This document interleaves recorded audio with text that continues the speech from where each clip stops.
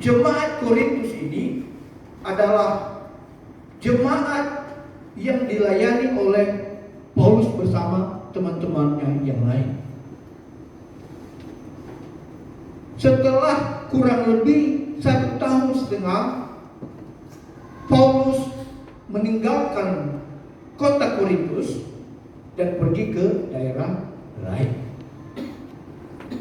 Sepeninggalan Paulus di daerah Korintus, maka terjadilah yang namanya ayam kehilangan induk.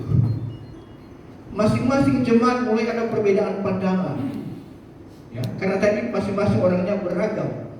Mereka ini ada orang Yahudi, ada orang yang Yunani, dan ada orang-orang lain. Sehingga masing-masing orang punya latar belakang, punya pandangan yang berbeda-beda. Sama seperti kita. Ada yang berasal dari Nias, meskipun ini gerejanya dominan suku Nias, tapi ada orang Jawa, ada orang Batak, ada orang Medan, dan bahkan ada dari Timur Papua di jemaat kita. Kita sangat bersyukur untuk hal itu. Nah, di jemaat Korintus karena Paulus sudah tidak ada lagi di situ, maka mereka masing-masing berdebat tentang apa? Tentang pokok-pokok pelayanan, tentang pokok-pokok iman. Mereka sudah tidak lagi penuh dengan apa yang telah disampaikan oleh Paulus. Mereka lebih menggunakan hikmat manusianya, tidak lagi mengandalkan Roh Kudus. Masing-masing ini benar. Saya ini anggotanya Kefas, saya ini tadi anggotanya Aquila, saya ini anggotanya Paulus. Bapak Ibu, kita bersyukur di jemaat kita ada yang bernama Paulus. Ada 2 orang. Ada Paulus di zaman dulu itu pelayan. Paulus yang ada di zaman kita juga merupakan pelayan. Kita bersyukur untuk itu. Saudara-saudara yang dikasihi Tuhan, karena perbedaan itu, maka terjadilah perpecahan di antara mereka. Karena terjadi perpecahan, Paulus mendapatkan kabar dari beberapa orang yang ada di Korintus. Makanya Paulus menulis surat ini dan memberikannya kepada jemaat di Korintus. Saudara-saudara dikasihi Tuhan, dalam kehidupan keseharian kita kadang mengandalkan banyak hal. Kalau kita sakit, kita mengandalkan siapa? Dokter mungkin. Kita ke rumah sakit, kita mengandalkan dokter untuk menyembuhkan kita. Ketika kita sedang bekerja, kita mengandalkan apa? Kemampuan, kepintaran kita. Itu pasti. Karena kalau tidak ada kemampuan, tidak ada kepintaran dalam bekerja, maka pasti kita tidak diterima di tempat kerja. Bapak Ibu, apakah itu hal yang salah? Ketika kita sakit, kita mengandalkan dokter. Ketika kita bekerja mengandalkan kemampuan, tentu saja itu tidak salah. Tetapi Bapak Ibu, ada satu pertanyaan bagi kita orang percaya. Apakah dalam kita menjalani kehidupan sehari-hari kita, apakah kita sudah mengandalkan Roh Kudus? Itu pertanyaan. Dan itu yang penting. Tidak salah kita mengandalkan dokter, tidak salah kita mengandalkan kemampuan, karena itu juga anugerah Tuhan. Tapi apakah dalam bekerja, dalam kita sakit, kita sudah mengandalkan Roh Kudus atau belum? Bapak Ibu, kadang-kadang kita ini rajin berdoa. Setiap pagi sebelum beraktivitas kita berdoa. Tetapi kadang keputusan kita itu kita ambil hanya berdasarkan apa? Pikiran kita sendiri. Ketika kita memang sering membaca firman Tuhan, termasuk hari ini, tetapi ketika menghadapi masalah, terkadang kita lebih percaya kepada perasaan kita daripada firman.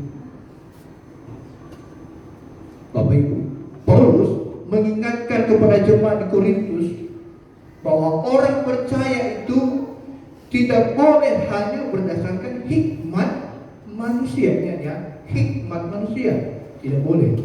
Hikmat itu perlu, tetapi jangan lebih mengandalkan hikmat manusia dibanding Roh Kudus. Karena apa? Ada hal-hal, ada perkara-perkara yang tidak bisa kita pahami hanya dengan pikiran manusia kita, tapi itu membutuhkan Roh Kudus. Bapak Ibu, kenapa Roh Kudus itu penting? Tapi sebelum itu saya mengingatkan kita bahwa Roh Kudus ini adalah pribadi ketiga dari konsep Tritunggal. Yang kita pahami, kita yakini bahwa Tuhan kita Tritunggal, satu tapi memiliki tiga pribadi, yaitu Allah Bapa, Allah Anak, dan Roh Kudus. Bukan tiga Tuhan kita, yang hanya satu, tapi dalam tiga pribadi. Sampai sekarang tak ada satupun yang mampu menjelaskan konsep ini dengan benar, dengan detail. Hanya menggambarkan saja, seperti kunci dengan anak kunci lah, dan lain sebagainya. Karena apa? Karena hanya Tuhan lah yang tahu. Tapi kita sebagai orang percaya meyakininya, karena kita sudah menerima itu, dan kita menerima Yesus sebagai Tuhan dan Juru Selamat kita.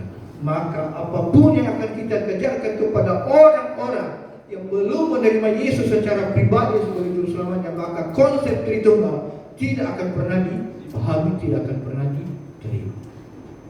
Bapak yang dikasih Tuhan, apakah atau kenapa kita membutuhkan Roh Kudus? Minimal ada tiga yang akan saya bagikan bagi kita hari ini. Yang pertama, menyatakan hal yang melampaui pemahaman manusia. Yang kedua, menuntun kepada kehendak Allah. Dan yang ketiga nanti memberi pengertian tentang karunia Allah. Mari kita pelajari satu persatu. Roh Kudus menyatakan hal-hal yang tidak dapat dipahami oleh manusia. Bapak yang dikasih Tuhan, pada ayat yang ke-9 tadi kita baca bahwa apa yang tidak pernah dilihat oleh mata, dan yang tidak pernah didengar telinga, dan yang tidak pernah timbul di dalam hati manusia. Bapak Ibu, ini menunjukkan bahwa manusia itu terbatas. Kita memiliki mata, namun terbatas untuk melihat. Ya, kita hanya bisa melihat sejauh kita bisa memandang saja. Kita punya telinga, tapi punya keterbatasan untuk mendengar. Kita punya pikiran, tapi kita memiliki keterbatasan untuk memahami. Kita ini manusia yang terbatas.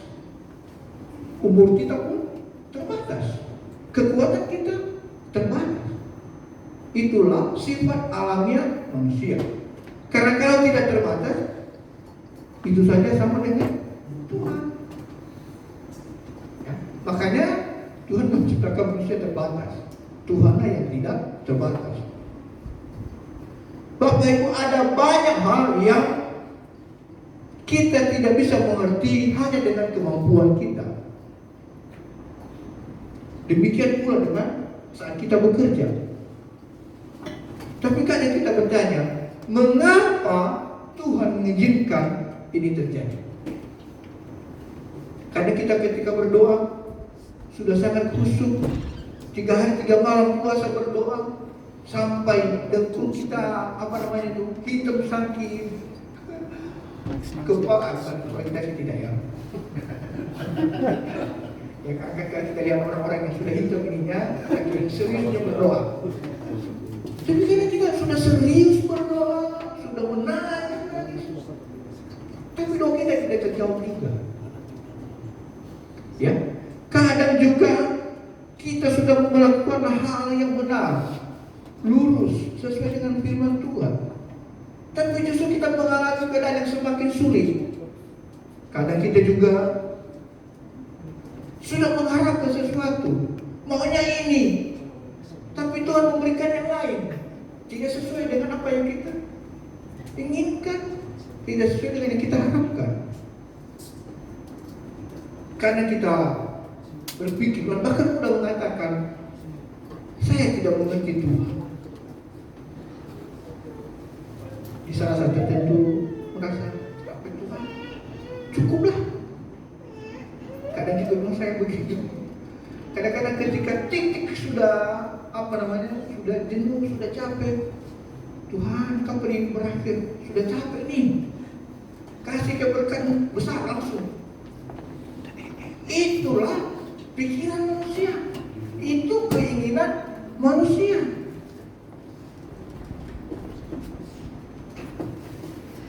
Dan memang ada banyak hal yang memang tidak bisa kita langsung mengerti. Tetapi ketidakmengertian kita itu bukan berarti Allah tidak bekerja. Jangan pernah berpikir bahwa ketika kita sakit, ketika kadang tidak ada jalan keluar, Tuhan itu lagi diam. Tuhan tidak bekerja. Tidak. Tuhan selalu melihat kita. Matanya selalu menyorot kita. Ada ayat firman Tuhan berkata bahwa ketika rambut kita pun jatuh, Tuhan tahu.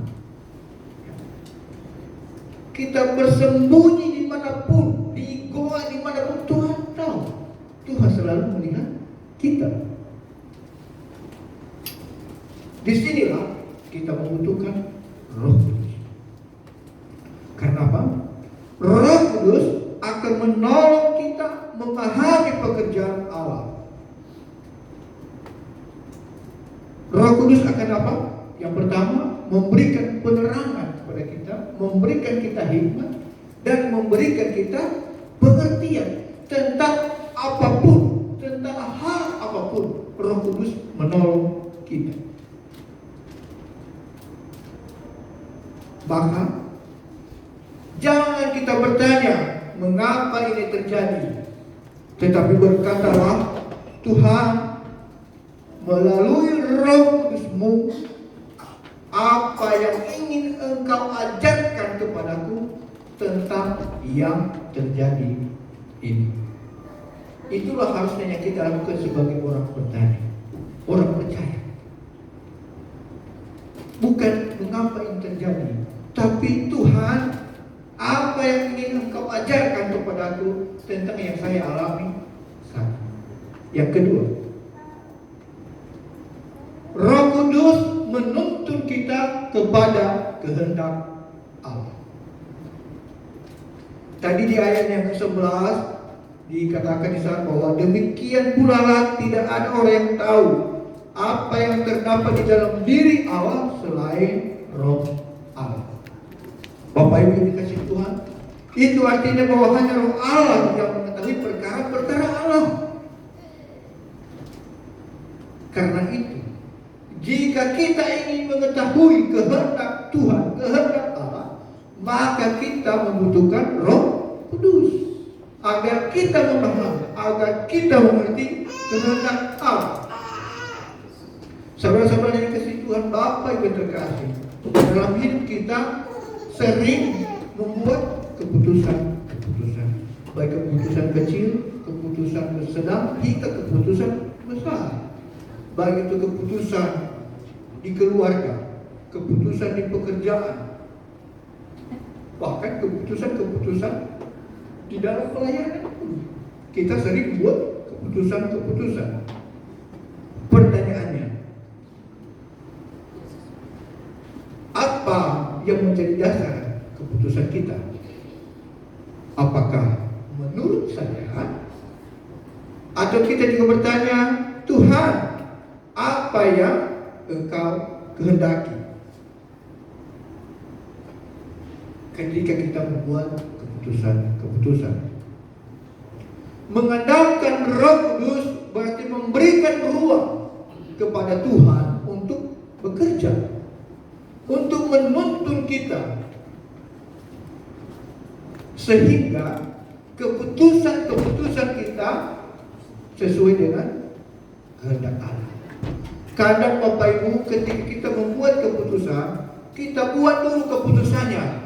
Baru kita bilang, Tuhan, ini keputusan saya, tolong berkati ya. Tuhan, saya ingin membeli rumah, berkati rumah ini ya. Itu tidak salah memang.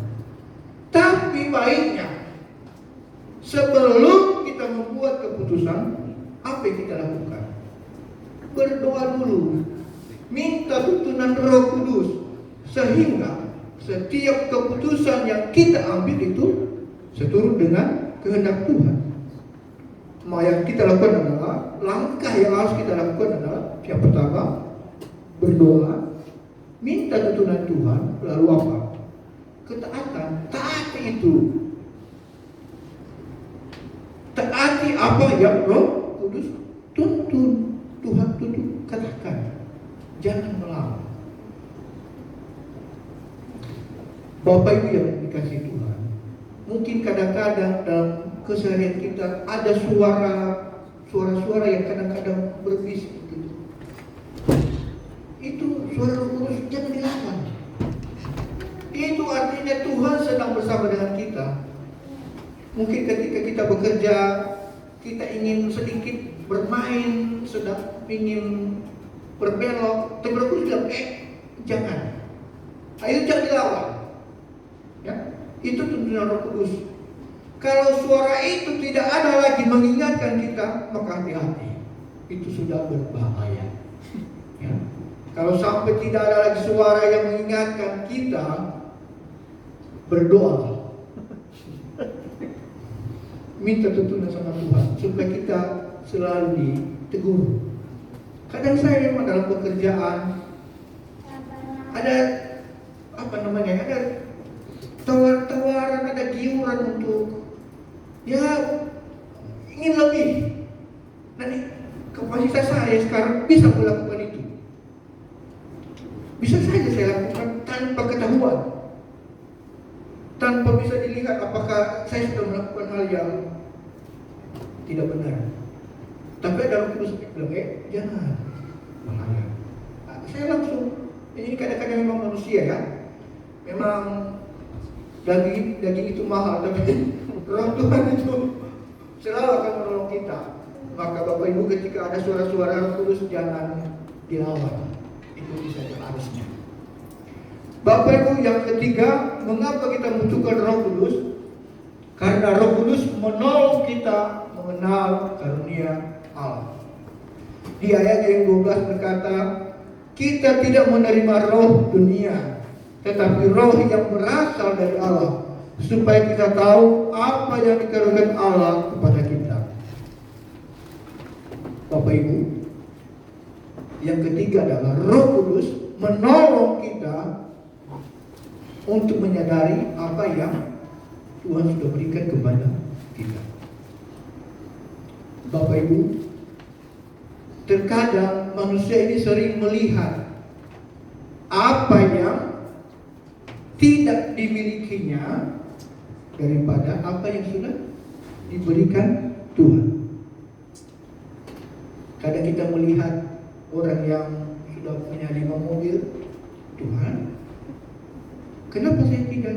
Bahkan kita melihat orang itu bagaimana hidupnya. Kenapa dia lebih diberkati Tuhan daripada saya? Saya ini sudah melayani, sudah menjadi majelis, tapi kok hidupnya bukan semakin meningkat Tuhan, malah semakin terjepit. Itulah pikiran manusia kita. Akhirnya apa yang terjadi? Kita lupa bersyukur. Bapak Ibu, kita lupa apa karunia yang sudah diberikan Tuhan kepada kita. Yang pertama, kehidupan. Kalau Tuhan sekarang berkata, hei anakku, pulang. Mau bilang apa kita? Bapak Ibu, ada orang yang sehat-sehat sedang olahraga tiba-tiba apa? Lupa bernafas. Akhirnya ya, begitu saja. Sehat Bapak Ibu. Tapi kalau Tuhan sudah bilang berhenti, maka berhenti sudah. Nafas hidup kita adalah karunia Allah yang tidak bisa diberikan oleh manusia. Bapak Ibu, kalau kita sakit ke rumah sakit diberi oksigen, dibeli loh itu. Maka hitung Bapak Ibu, usia kita berapa sekarang? Kalau 1 tabung oksigen berapa?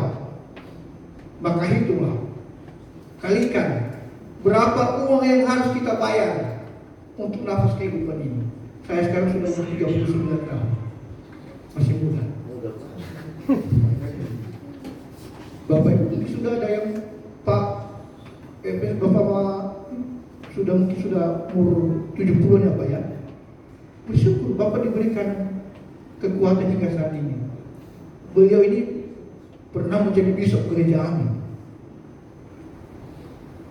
Itu artinya anugerah karunia Allah kepada Bapak Majeni. Mungkin ada yang masih kecil, umur 1 tahun 2 tahun. Itu juga anugerah kehidupan, karunia Allah kepada kita. Jadi jangan bertanya-tanya apa sih yang sudah diberikan Tuhan kepada saya. Salah satunya kehidupan. Yang kedua, keluarga. Keluarga kita sehat, keluarga kita bersuka cita.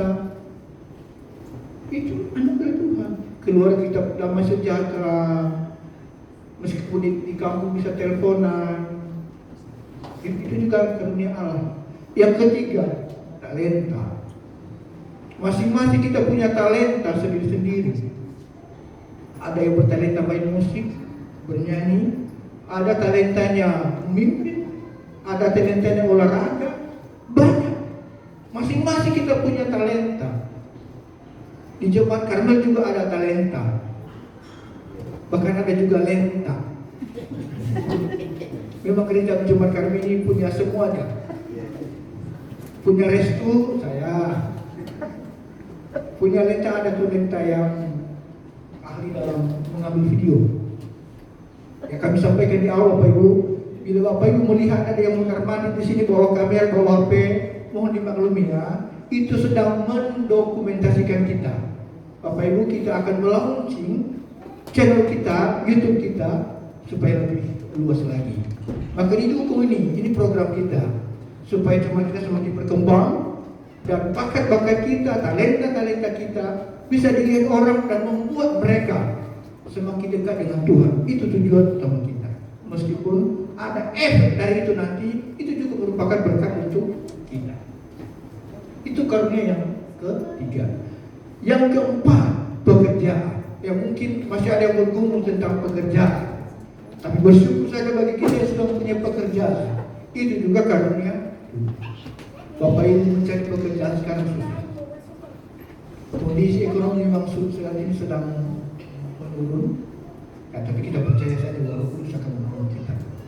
Tuhan punya banyak cara.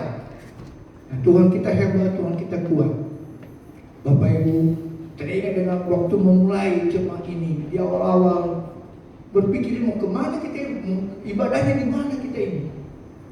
Tapi bersyukur puji Tuhan, kita bisa memiliki tempat ini untuk beribadah. Itu juga karunia Tuhan kita. Selanjutnya kesempatan untuk melayani. Bapak Ibu, kita memang ingin melayani, tapi ketika kita tidak ada kesempatan lagi, sudah sakit, maka Bapak Ibu tidak mungkin kita lagi bisa melayani dengan penuh. Kita punya kerinduan untuk melayani, tapi kalau sakit Bapak Ibu nggak bisa.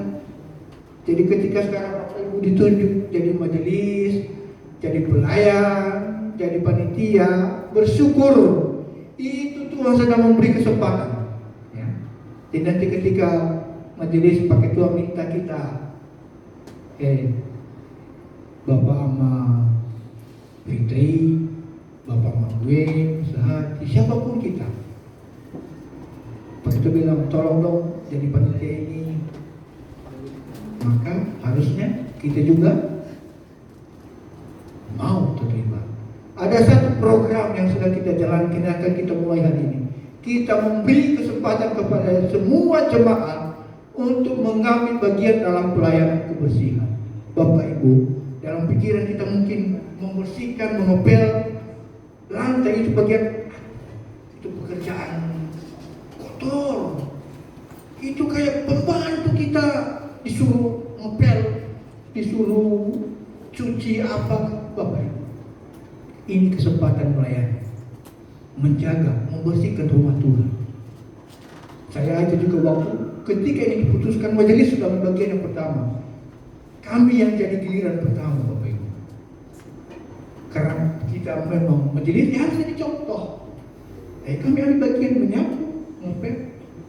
Jadi nanti mulai hari ini jemaat dilibatkan untuk mengambil bagian dalam pelayanan kebersihan gereja.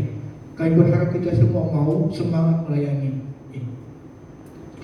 Bapak Ibu, ini adalah karunia yang Tuhan sudah berikan kepada kita.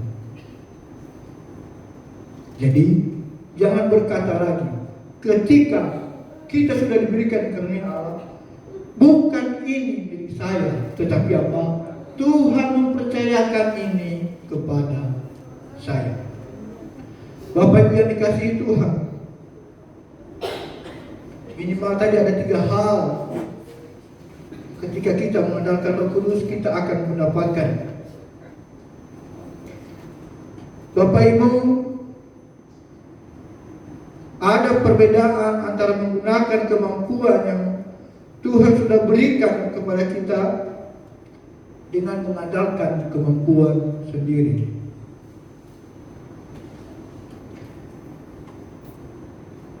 Tapi Bapak Ibu, ketika Tuhan, ketika Roh Kudus menolong kita,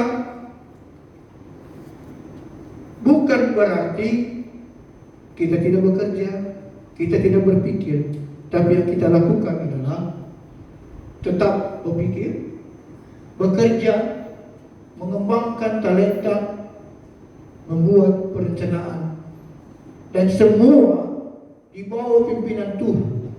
Tanpa pertolongan Tuhan, kita tidak akan mampu. Lalu bagaimana Bapak Ibu kita dapat hidup dengan mengandalkan kuasa Roh Kudus? Yang pertama, bangun kehidupan doa. Yang kedua, hidup dalam firman Tuhan. Yang ketiga, peka terhadap teguran Tuhan. Dan yang keempat, serahkan semuanya, serahkan kendali kepada Tuhan. Inilah yang harus kita lakukan supaya Roh Kudus mau bersama dengan kita. Bapak Ibu, setiap pagi berdoa. Saat melakukan apapun berdoa. Sebelum bekerja berdoa. Sebelum melakukan berdoa. Baca firman Tuhan yang bisa menjadi tuntunan kita dalam hari-hari. Peka terhadap teguran Tuhan seperti yang sampaikan tadi. Ada suara-suara yang menegur kita, itu suara Tuhan, jangan dilawan. Dan yang ketiga, terakhir, serahkan semuanya kepada kendali Tuhan. Bapak Ibu yang dikasihi Tuhan, Roh Kudus akan menolong kita dalam pergumulan hidup kita. Ketika kita sulit, Tuhan akan memberikan kesabaran. Ketika kita disakiti, kita memberi pengampunan. Ketika kecewa, Tuhan akan memberi penghiburan. Ketika kita takut, Tuhan memberikan keberanian. Ketika kita bingung, Tuhan akan berikan hikmat. Dan ketika lemah, Tuhan berikan kekuatan. Dan keyakinan kita adalah kita harus mengakui bahwa memang kita ini tidak sanggup. Tetapi saya percaya Roh Kudus menolong saya. Dan yang terakhir, andalkanlah kuasa Roh Kudus dalam keluarga, dalam pekerjaan, dalam pelayanan, dalam pergumulan, dalam keputusan, dan dalam seluruh kehidupan kita. Kiranya Tuhan menolong kita dalam kehidupan kita sehari-hari. Amin.